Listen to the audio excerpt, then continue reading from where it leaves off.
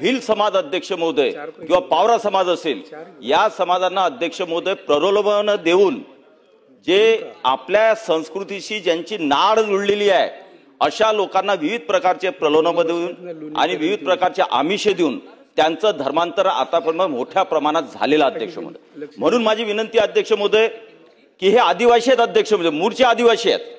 त्यांचं जेव्हा सर्टिफिकेट निघतं तेव्हा त्यांना भिल म्हणून सर्टिफिकेट निघतं अध्यक्ष महोदय, आणि त्यांना सगळ्या सवलती ह्या आदिवासींच्या दिल्या जातात। त्यांनी धर्मांतरण केलेलं असल्यावरही आदिवासींच्या सवलती त्यांना दिल्या जातात, एससीच्या सवलती दिल्या जातात अध्यक्ष महोदय। आणि म्हणून अध्यक्ष महोदय ह्या परंपरा अध्यक्ष महोदय दुसऱ्या धर्माच्या पाळतात, जिथं धर्मांतर झालं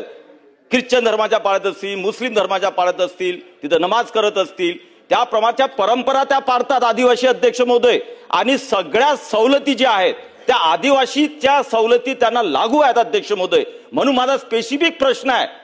की ज्यांचं धर्मांतरण भिल समाज असेल, पावरा असेल, एससी मधल्या काही समूह असतील, धर्मांतरण झाले असेल, त्यांच्या सवलतींवर अतिशय गंभीरपणे विचार केला पाहिजे।